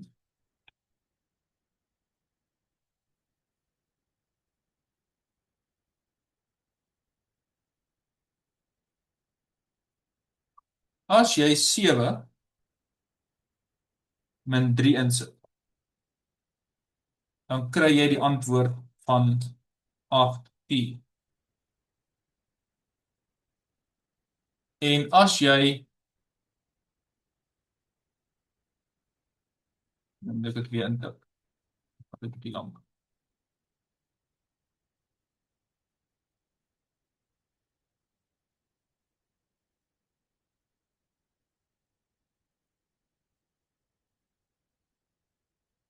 En as jy 2 gaan insit, dan spoeg hy vir jou uit min 2,4. So die vraag is nou, wat is dan die standaard matriks? Want daar moet tog iets wees, as ek nou vinnig my berekening reg het, dan moet iets wees dat die transformasie is maar net dieselfde as of ons dit maal 'n A matriks het wat ons maal met die transformasie. So wat ek nou gewys het is, ons sê dan, okay, dit beteken daar is ons iets A keer maal my 1,0 plus, dis wat ek hierso gewys het. Kom ek gaan net weer terug aan toe.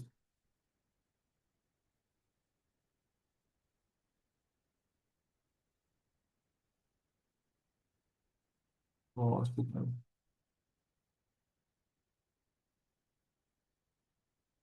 Hierso. Wat ek gesê het, ja, maar moet die E1 kry. So A keer jou hierdie hier plus plus B keer daai daar moet by E1 uitkom en ook die res. En dan werk jy vir A en B uit en dan doen jy dieselfde met die ander.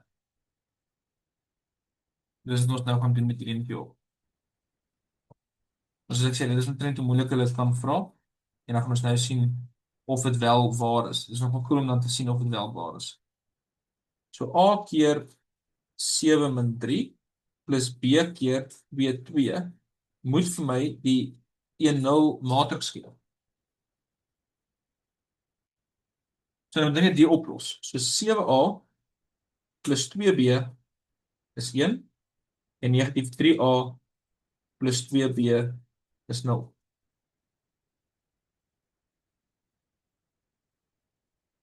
Ek gaan net daai ondersteunetjie maal met negatief 1 en hulle dan mekaar plus. Dan kry ek 10A is 1. So A is 'n tiende. As A 'n tiende is, wat som met daai vergelyking daar? Dan beteken dit 3 op 10 minus 2B is 0. En negatief 2B is negatief 3 op 10. So B is dan net 3 op 20.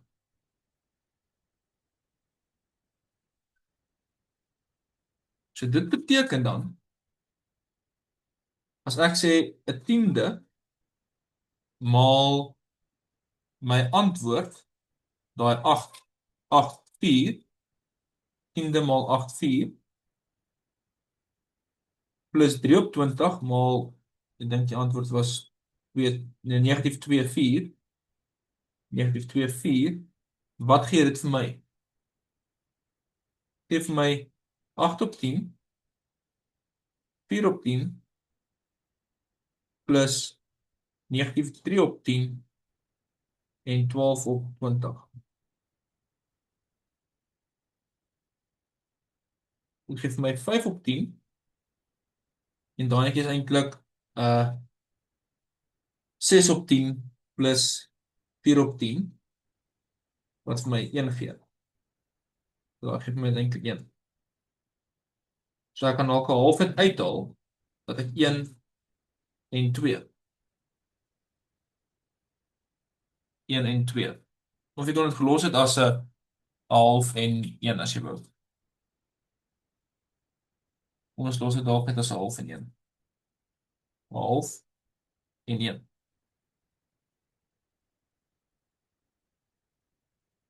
Ons doen nou presies dieselfde en net met die ander. So C keer 7 en min 3 plus D keer 2 en 2 moet dan vir my ander element matriks gee, 0, 1. Nou gaan ek dit probeer oplos. So 7C plus 2D is 0 en negatief 3C plus 2D is 1. Weer verander ek hierdie tekens en ek plus hierdie twee goed bymekaar. Want ek 10C niks is min 1. So die keer is C min 1 op 10. En so met hierdie boonste vergelyking dat ek min 7 op 10 plus 2 keer D wat 0 is. 2D is 7 op 10. So D alleen is 7 op 20.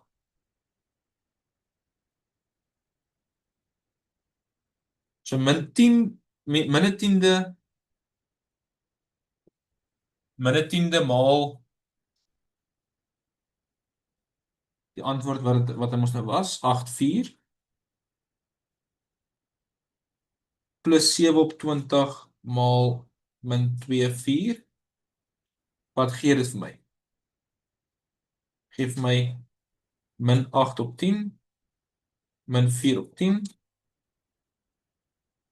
en dan net plus negatief 7 op 10 en 28 op 20. So dit geef my min 15 op 10 en enetjie hierso is presies ook net 1. So die antwoord is net min 1,5, so min 1,5 en 1. So daarom het ons standaard matriks. Ons standaard matriks is dan 'n half en 1 en min 3 op 2 en 1. En ons kan onsself gaan net double check of dit wel die waarheid is. Sal dit dan werk as ek hierdie toe gaan pas? As ek gaan kyk en ek sê, okay, 0, moet sê maar net 'n half, dan 3 op 2, 1, 1. As ek dit maal met 7 min 3, wat kry ek? Dan kry ek 7 op 2 plus 9 op 2 en 7 minus 3. Dan kry ek inderdaad 16 op 2 wat 8 is en onder kry ek 4. En dis waar. En as ek dieselfde doen, dieselfde transformasie doen met 2, 2, wat kry ek dan?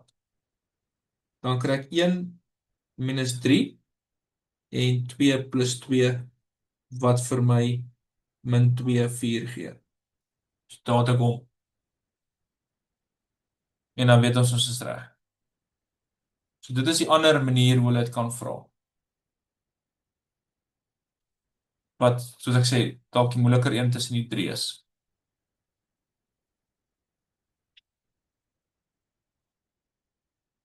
Is julle reg met dit? Enige vrae?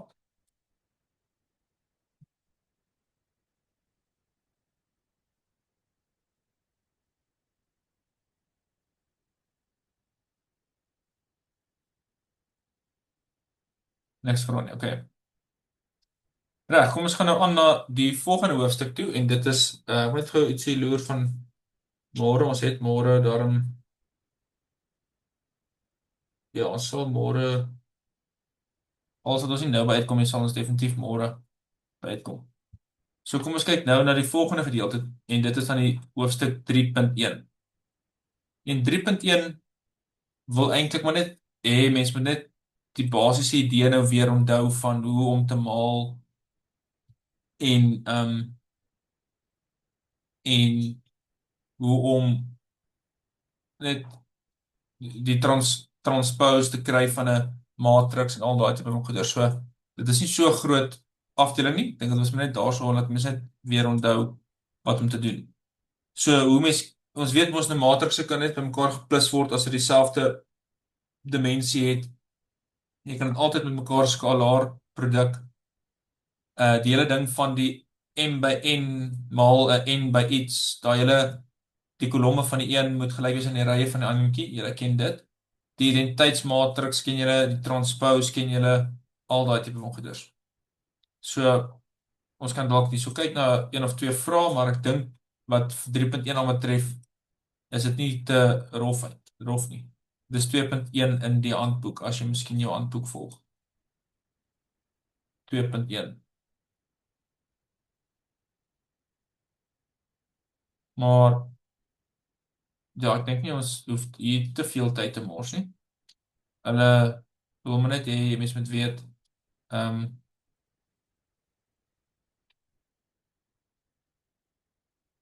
ons kyk dalk net na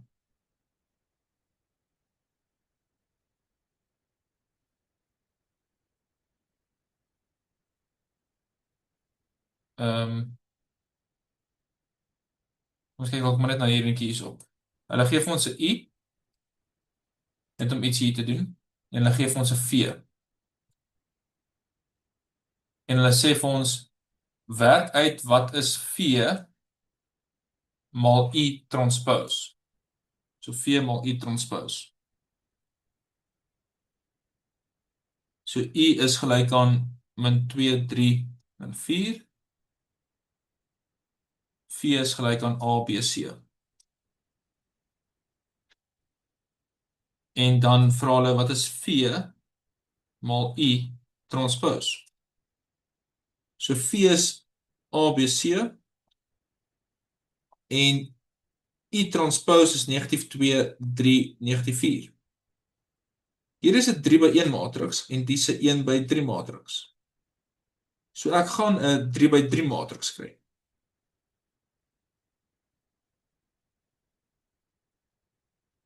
So 'n 3/3 matriks sê ons hier's 'n getal, hier's 'n getal, hier's 'n getal.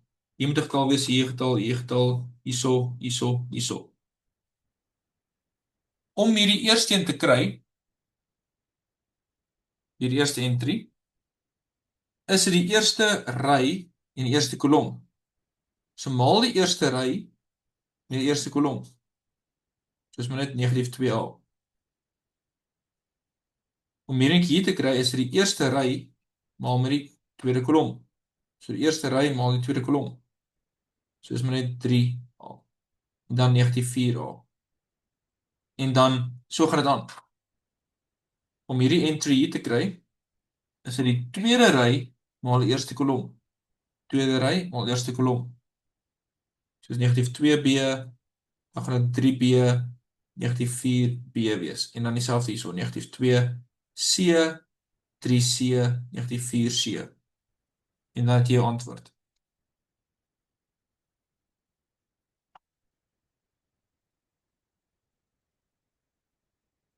So is maar net ietsie kleins daarso. Nou nie iets major nie. Ek weet nie hulle toets julle in elk geval op hierdie werk deur loop van die ander werk. Hoe om te maal, hoe om te transpose te kry, identity matrix te kry ensovoorts.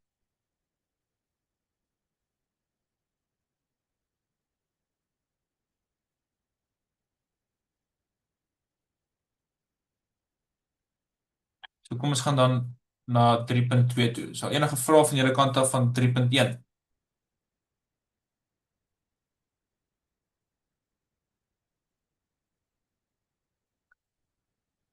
So as dit kom by die inverse van 'n matriks, dan het ons vir 'n 2 by 2 matriks het ons 'n lekker maklike idee. Nou kom ons kyk net gou eers wat is die kernidee van inverse? Hoekom wil ons dit hê en so? As ons 'n matriks met 'n ander matriks maal en ons kry die identiteitsmatriks, dan is hulle mekaar se inverses. Of anders gestel, die inverse maal met A is ook die identiteitsmatriks. Jy kry, dit is soos toe jy in calculus geleer het, die inverse van 'n funksie binne in die funksie moet ons natuurlik vir jou x gee of so iets, as ek dit nou reg kan onthou. Dis amper dieselfde idee. Nou, wanneer bestaan daar 'n inverse? So, daar bestaan nie 'n inverse as die determinant van A 0 is nie. As die determinant van A 0 is, dan bestaan die inverse nie. En een eenvoudige rede daarvoor is as jy 'n A-matriks het, A, B, C, D, en jy wil sy inverse kry. Gelukkig die 2 by 2 matriks het 'n vergelyking. Die 2 by 2 matriks is 1 op die determinant van A maal DA, hulle ruil om en die ander 2 kry negatiefs. En ons kan sien dat die determinant van A mag net nie 0 wees nie. As hy 0 is, dan weet jy, dan mag hy uit nie 'n inverse nie. So jy werk net vanaf die determinant uit. Nou vir 'n 2 by 2 matriks het ons nou natuurlik die vergelyking, 'n lekker vergelykingkie wat ons kan gebruik. Maar wat van enigiets groter? Soos 'n 3 by 3 of 'n 5 by 5 of so iets. Wat kan ons dan doen? Wel, dan een manier wat ons kan doen is ons kan sê as ons 'n matriks het en ons vul hom aan met die identiteitsmatriks. En ons reduseer hierdie hele storie sodat ons aan die linkerkant die identiteitsmatriks het. Dan sal ons aan die regterkant die inverse hê. Nou, dis wonderlik, ons kan nou die inverse uitwerk, maar hoekom sal ons nou eintlik die inverse ook kan uitwerk? Nou, daar's 'n paar redes, maar een goeie rede is net om te sê, onthou ons is nog heeltyd besig om vergelykings op te los van AX is gelyk aan 'n getal of aan iets. Maar onthou, ons het nou net gesien met transformasie is hierdie eintlik 'n funksie. Hier is eintlik soos 'n funksie. Nou, hoe mens van 'n funksie ontslaa raak, is jy kry mos daai funksie se inverse. Dit is hoe jy van 'n funksie ontslaa raak. So ons kort die inverse om dalk in sommige gevalle baie vinniger, baie makliker by die x uit te kom. So dit is die idee. Soos ek sê, dis maar net een rede. Ons knop ander redes ook, maar dit is maar net die maklikste nou.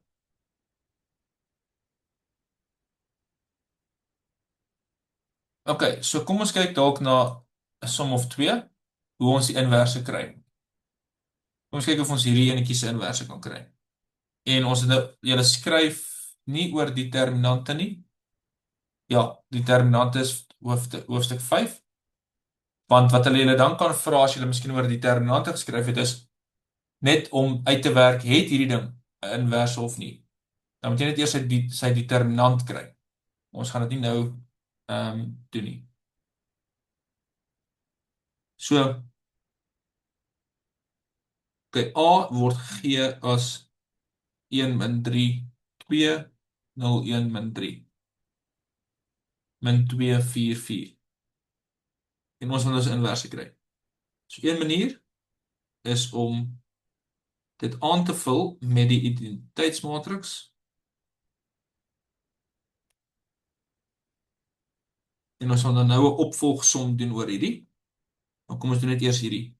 Hierdie is sê maar vraag die A gedeelte van 'n vraag en dan daarna kom 'n B gedeelte dalk. Okay, so een ding wat ons kan doen is ons los daar eers enetjie net so. Dan ry 2 plus 3 keer 'n 1, soos 0, 1 min 2 en jy moet aan die regterkant dit ook doen. Soos 3 1 0 ry 2 minus 2 keer hy 1. So 0 min 3, daar is basies 8 min 2 0 1. Kan dit 'n bietjie lank vat hierdie werk. Dan het ons 1 0 min 2 1 0 0 0 1 min 2 3 1 0. Ry 3 plus 3 keer ry 2 0 0 min 2 ander plus 3 keer soos plus 9, soos 7 3 en 1. Jy moet net check of ek reg is. 1 0 min 2 0 1 min 2 en dan net wat was dit aan? Hierdie gaan ek net deel met min 2. Soos 0 0 1 negatief 7 op 2, negatief 3 op 2 en negatief half. Soos ek sê, jy moet maar net check of ek reg doen. Vat dit 'n bietjie lank. Dan ry 1 plus 2 keer ry 3. Soos 1 0 0 1 plus min 7, so dit is min 6. 0 minus 3 soos min 3 en daarna plus soos min 1. Ry 2 plus 2 keer ry 3. So dis 0 1 0 3 minus soos min 4 1 minus 3 soos min 2 0 en ek gaan ook min 1 wees. En dan 0 0 1 min 7 op 2 min 3 op 2 min 'n half. Check maar net of ek reg gedoen het. Voordat ons aangaan wil ek net graag net gou vinnig check of ek reg is.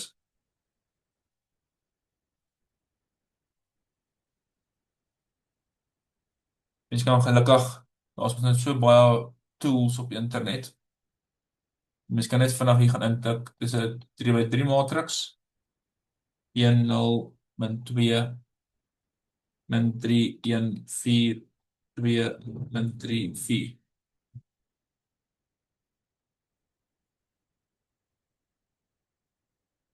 En wat is die antwoord op die einde van die dag? Ek het nie dit gekry nie. Dan sê ek negatief, dan 'n negatief uitgehaal. Daai waar ek het nie daai nog gekry nie. Leg dit reg en getik hierop. 1 0 min 2 min 3 1 4 2 min 3 4. Okay, lyk my dit is die antwoord. Ek weet nie waar ek fout gegaan het nie.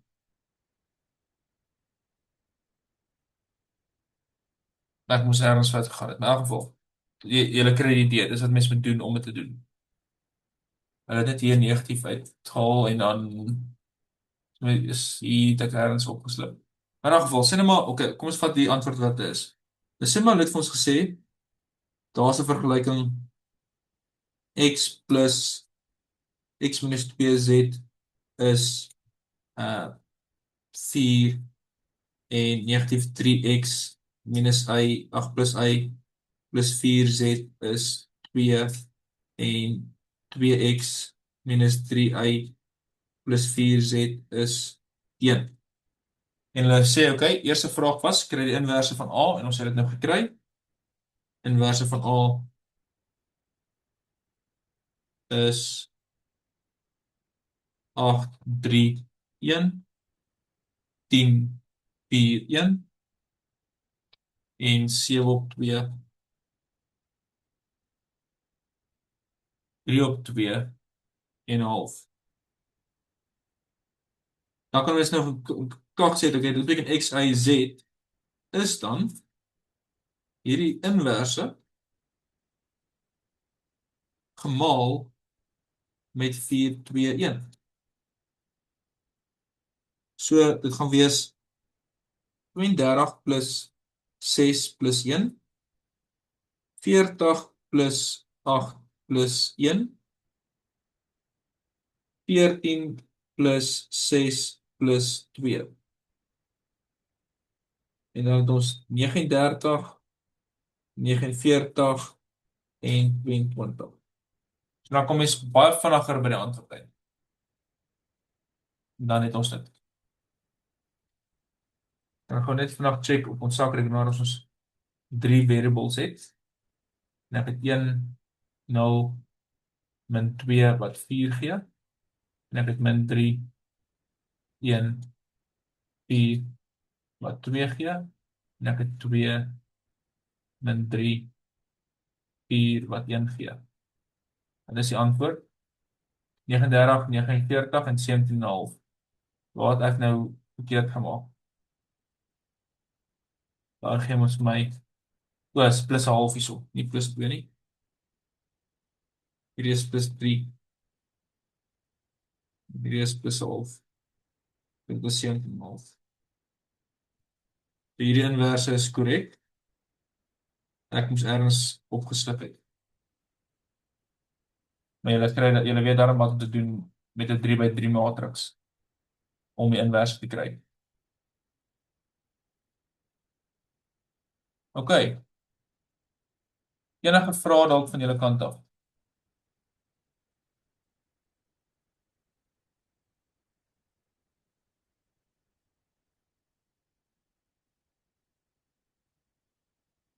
Niks vra nie.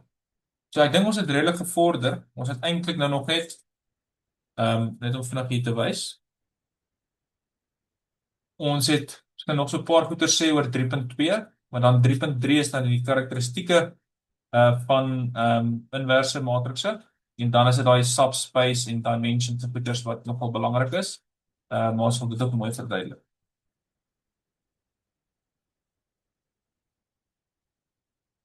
OK, julle as daar niks vra is nie, dan hoop ek julle het 'n lekker aand verder. En dan weet maar as julle enige iets teekom wat julle dalk oor vra het, soos ek julle deur die werk gaan.